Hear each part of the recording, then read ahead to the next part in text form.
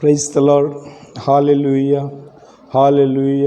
ಯೇಸುವೆ ಸ್ತೋತ್ರ, ಯೇಸುವೆ ವಂದನೆ, ಯೇಸುವಿಗೆ ಆರಾಧನೆ, ಯೇಸುವಿಗೆ ಮಹಿಮೆ, ಯೇಸುವಿಗೆ ಸ್ತುತಿ. Hallelujah, hallelujah, hallelujah.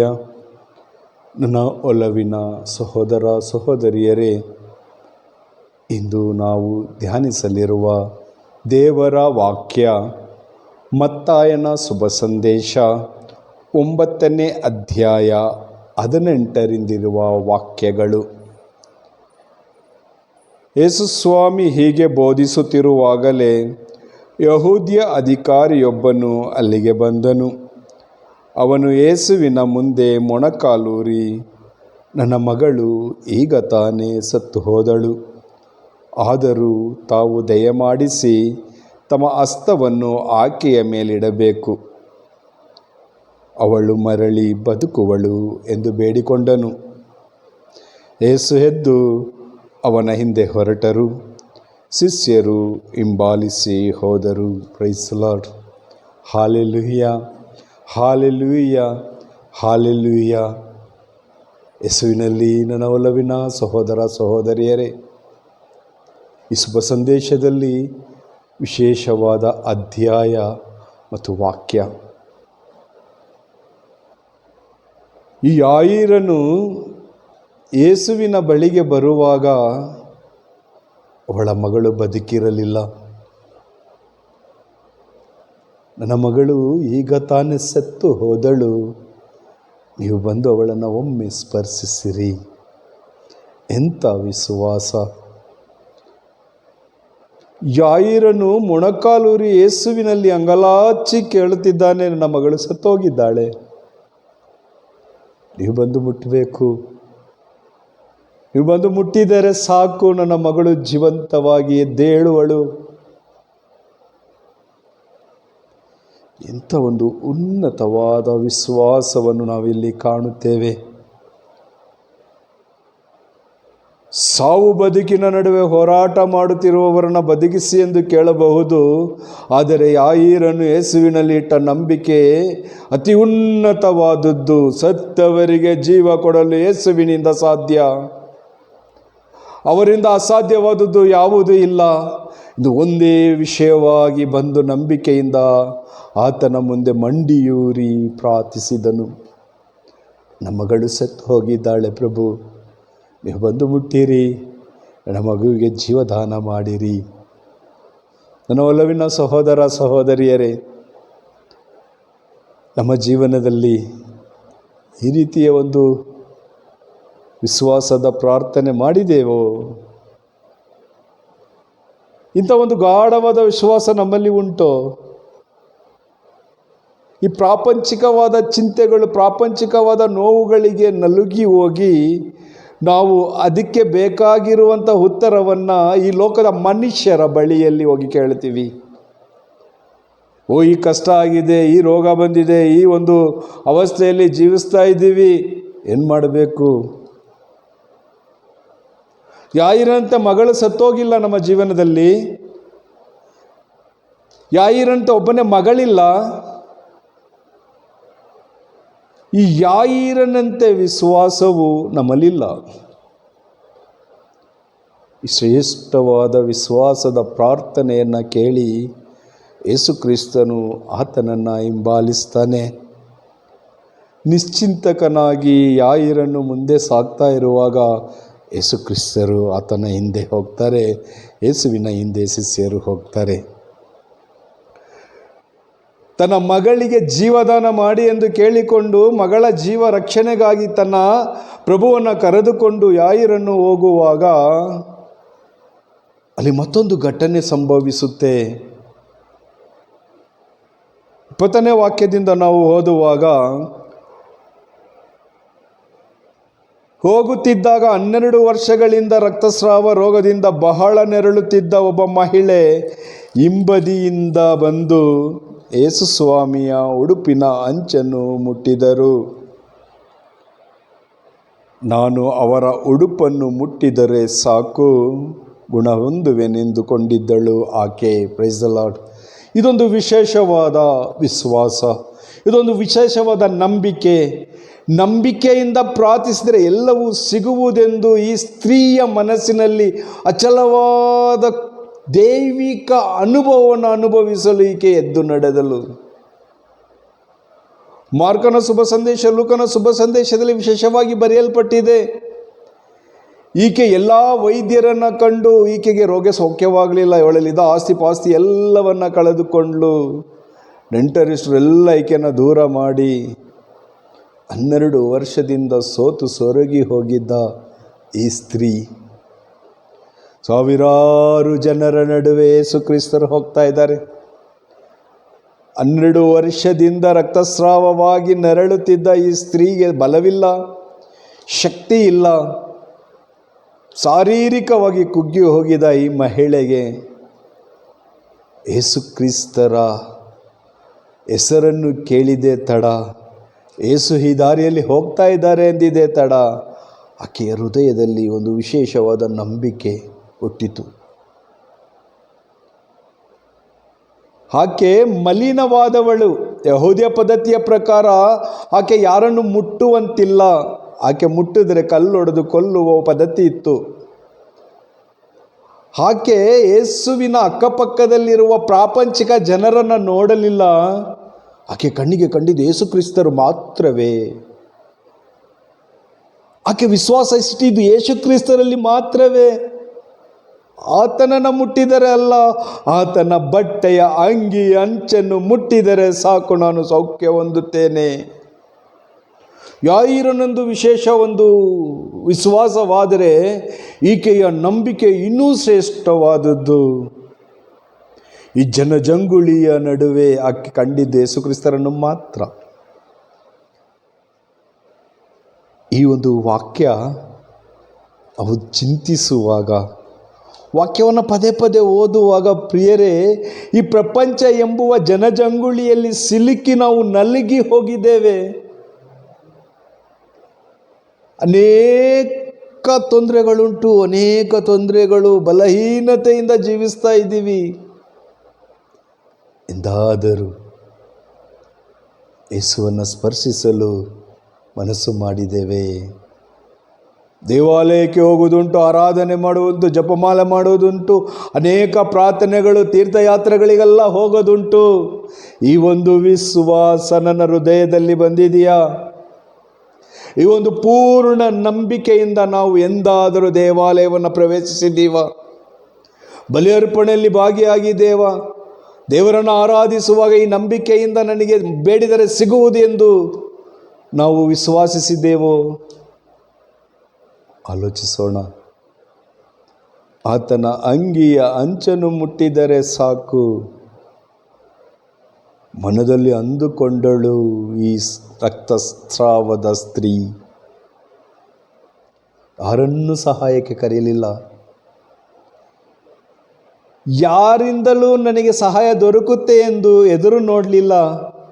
ಇವರು ಕಲ್ಲೊಡೆದು ಕೊಲ್ಲುತ್ತಾರೆ ಎಂದು ಭಯಪಡಲಿಲ್ಲ. ಅವಳ ಕಣ್ಣಿಗೆ ಕಂಡಿದ್ದು ಯೇಸು ಕ್ರಿಸ್ತರು ಮಾತ್ರವೇ. ಸೌಖ್ಯದಾಯಕರಾದ ದೇವರ ಪುತ್ರರು ನನಗೆ ಸೌಖ್ಯ ಕೊಡುವರೆಂಬುವ ನಂಬಿಕೆಯಲ್ಲಿ ಆಕೆ ನಡೆದಳು. ಯೇಸು ಎಂಬುವ ಬಲವಾದ ನಾಮವನ್ನು ಹಿಡಿದು ಎದ್ದು ನಡೆದಳು. ಯೇಸುವನ್ನೇ ದೃಷ್ಟಿಸಿ ನೋಡಿದಳು. ಯೇಸುವನ್ನೇ ದೃಷ್ಟಿಸಿ ನೋಡಿ ಅವಳ ಗುರಿ ಒಂದೇ, ಯೇಸುವಿನ ಅಂಗಿಯನ್ನು ಮುಟ್ಟಬೇಕು. ನಾನು ಯೇಸು ಕ್ರಿಸ್ತರ ಬಟ್ಟೆಯ ಅಂಚನ ಮುಟ್ಟಬೇಕು, ರಗುಣ ಹೊಂದುತ್ತೇನೆ. ಎಂಥ ವಿಶ್ವಾಸ, ಎಂಥ ವಿಶ್ವಾಸ ನಮ್ಮಲ್ಲಿ ಉಂಟಾ? ನಂಬಿ ನಾವು ಪ್ರಾರ್ಥಿಸಿ ಪಡೆದುಕೊಂಡಿದ್ದೇವೆಯೇ? ಈ ಸ್ತ್ರೀ ಯೇಸು ಕ್ರಿಸ್ತರ ಬಟ್ಟೆಯ ಅಂಚನ ಮುಟ್ಟಿದಾಗ, ಲೂಕನ ಶುಭ ಸಂದೇಶದಲ್ಲಿ ನಾವು ಓದ್ತೀವಿ 8ನೇ ಅಧ್ಯಾಯದಲ್ಲಿ, ಯಾರು ನನ್ನನ್ನು ಮುಟ್ಟಿದ್ದು ಎಂದು ಯೇಸು ಕೇಳ್ತಾರೆ.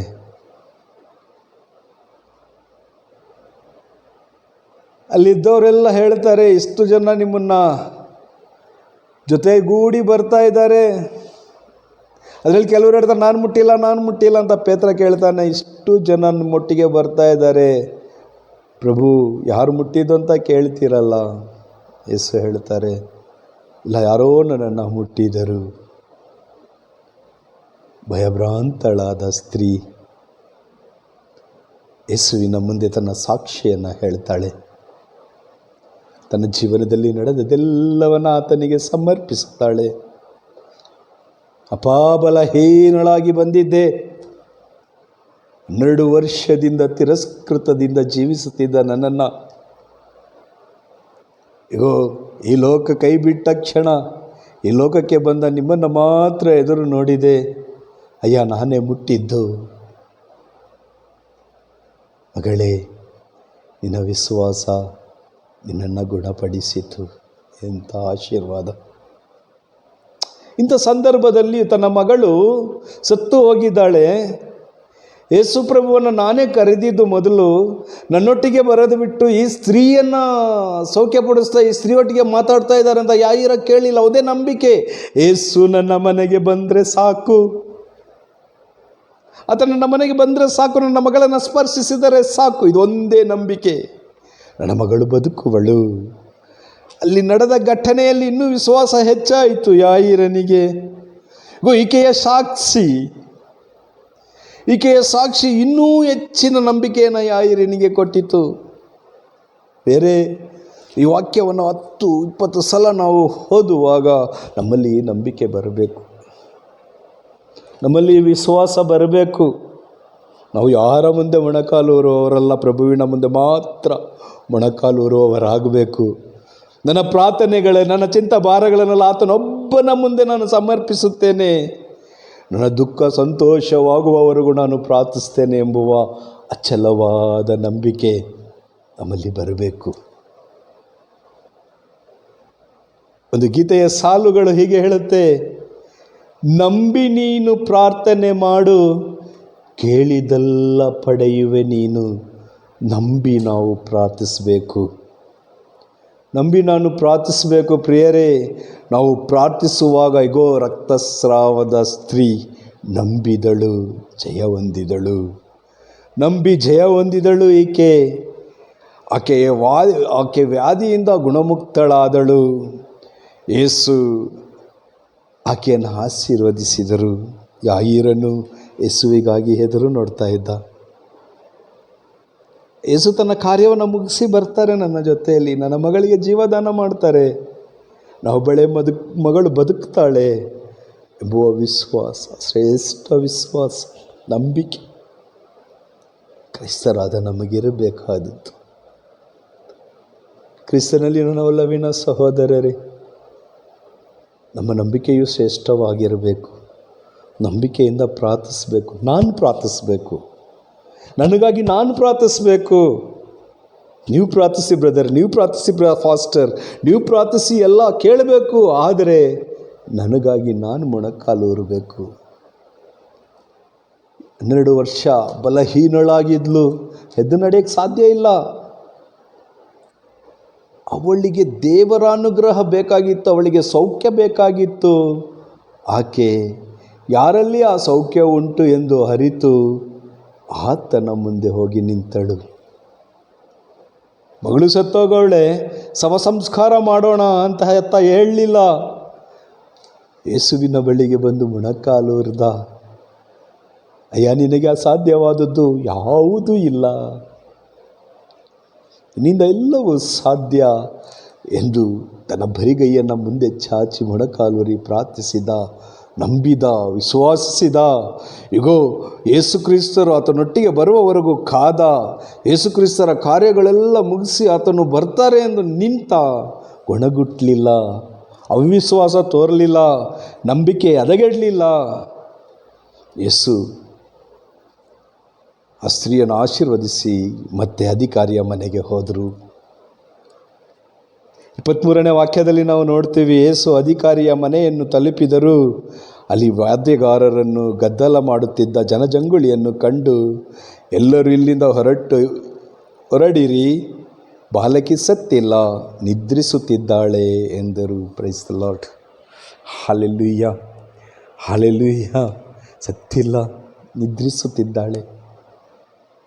ಯಾಯಿರನ್ನು ಅವರ ಹೆಂಡತಿಯನ್ನು ಕರ್ಕೊಂಡು ಪೇತ್ರ ಯಾಕೋಬ ಯೌವನರನ್ನು ಕರ್ಕೊಂಡು ಸತ್ತು ಮಲಗಿದ್ದ ಮಗಳನ್ನು ತಟ್ಟಿ ಎಬ್ಬಿಸಿದರು. ನನ್ನ ಮನೆಯಲ್ಲಿ ನನ್ನ ಯೇಸು ಇರಬೇಕು. ನಂಬೋಣವೇ? ಇದ್ದಾರೆಯೇ? ನನ್ನ ಯೇಸು ನನ್ನ ಮನೆಯಲ್ಲಿದ್ದರೆ ನಿರಂತರ ಅದ್ಭುತಗಳು. ಆತನ ಕೃಪೆಯನ್ನು ಎದುರು ನೋಡೋಣ. ನನ್ನ ಒಲವಿನ ಸಹೋದರ ಸಹೋದರಿಯರೇ, ಈ ವಾಕ್ಯ ಕಲ್ಲಾದ ನಮ್ಮ ಹೃದಯವನ್ನು ಛೇದಿಸಲಿ. ಪೂರ್ಣ ವಿಶ್ವಾಸದಿಂದ ಕರ್ತನಲ್ಲಿ ಮೊರೆ ಇಡೋಣ, ಆತನನ್ನೇ ಆಶ್ರಯಿಸಿಕೊಳ್ಳೋಣ. ನಮ್ಮೆಲ್ಲ ಚಿಂತಾಭಾರಗಳನ್ನೆಲ್ಲ ಆತನಿಗೆ ಬಿಟ್ಟು ಬಿಡೋಣ. 1 ಪೇತ್ರ 5ನೇ ಅಧ್ಯಾಯ 7ನೇ ವಾಕ್ಯ ಹೇಳುತ್ತೆ, ನಿನ್ನ ಚಿಂತಾಭಾರಗಳನ್ನೆಲ್ಲ ಆತನಿಗೆ ಬಿಟ್ಟು ಬಿಡು, ನಿನ್ನ ಕುರಿತು ಆತನಿಗೆ ಚಿಂತೆ ಉಂಟು. ನಮ್ಮೆಲ್ಲ ಚಿಂತಾಭಾರಗಳನ್ನೆಲ್ಲ ಯೇಸುವಿನ ಕರೆಗೆ ಕೊಟ್ಟು ಯಾಯೀರನಂತೆ ಮೊಣಕಾಲೂರೋಣ. ರಕ್ತಸ್ರಾವ ಸ್ತ್ರೀಯಂತೆ ಆತನನ್ನು ಮುಟ್ಟಬೇಕೆಂದು ಅಪೇಕ್ಷೆ ಪಡೋಣ. ಈ ಲೋಕದ ಜನರನ್ನೆಲ್ಲ, ಲೋಕವನ್ನು ಸೃಷ್ಟಿ ಮಾಡಿದ ಸೃಷ್ಟಿಕರ್ತರಾದ ನಮ್ಮ ಪ್ರಭುವನ್ನು ಆಶ್ರಯಿಸಿಕೊಂಡು ನಾವು ಪ್ರಾರ್ಥಿಸೋಣ. ನನ್ನ ಪ್ರಭುವೇ, ಈ ಕಾನೂಲಿಯನ್ನು ನೋಡುತ್ತಿರುವಂತಹ ಪ್ರತಿಯೊಬ್ಬರ ಕುಟುಂಬಗಳನ್ನು ನಿಮ್ಮ ಪರಿಶುದ್ಧವಾದ ಕರಗಳಲ್ಲಿ ಒಪ್ಪಿಸಿಕೊಡುತ್ತೇನೆ. ಈ ಸಮಯದಲ್ಲಿ ಯಾಯೀರನ ಕುಟುಂಬದಲ್ಲಿ ಮಾಡಿದ ಅದ್ಭುತವು, ರಕ್ತಸ್ರಾವ ಸ್ತ್ರೀಗೆ ಕೊಟ್ಟ ಸೌಖ್ಯವು, ನಮಗೂ ನಮ್ಮ ಕುಟುಂಬದಲ್ಲಿರುವ ರೋಗಿಗಳಿಗೂ ಸೌಖ್ಯ ಉಂಟಾಗುವಂತೆ ಅನುಗ್ರಹಿಸಿರಿ. ನಮ್ಮ ಕುಟುಂಬದಲ್ಲಿ ವಿಶ್ವಾಸ ಇಲ್ಲದ ಸತ್ತ ಜೀವಿಗಳಿಗೆ ಪುನಶ್ಚೇತನ ಕೊಟ್ಟು ವಿಶ್ವಾಸದಲ್ಲಿ ಮತ್ತೊಂದು ಜೀವವನ್ನು ಪಡೆದುಕೊಳ್ಳುವಂತೆ ನಮ್ಮ ಕುಟುಂಬದಲ್ಲಿರುವ ಎಲ್ಲ ಮಕ್ಕಳಲ್ಲಿಯೂ ಪರಿಶುದ್ಧಾತ್ಮರ ಕೃಪೆಯ ಅನುಗ್ರಹವನ್ನು ದಯಪಾಲಿಸಿರಿ. ನಮ್ಮಲ್ಲಿರುವ ಎಲ್ಲ ಕೊರತೆಗಳನ್ನು ಅರಿತ ದೇವರು ನೀವು ಸ್ವಾಮಿ. ಈ ಸಂದರ್ಭದಲ್ಲಿ ನಮ್ಮೆಲ್ಲರನ್ನು ನಿಮ್ಮ ಪರಿಶುದ್ಧವಾದ ಕರಗಳಲ್ಲಿ ಒಪ್ಪಿಸಿಕೊಡುತ್ತಾ, ನಮ್ಮಲ್ಲಿರುವುದೆಲ್ಲವನ್ನು ಬಲ್ಲವರು ನೀವೇ ಸ್ವಾಮಿ. ನಮ್ಮ ಮೇಲೆ ಕರುಣೆ ತೋರಿ ಯಾಯೀರನನ್ನು ರಕ್ತಸ್ರಾವ ಸ್ತ್ರೀಯನ್ನು ಅನುಗ್ರಹಿಸಿದ ಹಾಗೆ ನಮ್ಮೆಲ್ಲರನ್ನು ಅನುಗ್ರಹಿಸಿರೆಂದು ಯೇಸು ಕ್ರಿಸ್ತರ ನಾಮದಲ್ಲಿ ಪ್ರಾರ್ಥಿಸುತ್ತೇನೆ, ಜೀವದ ಒಡೆಯನೇ. ಆಮೆನ್.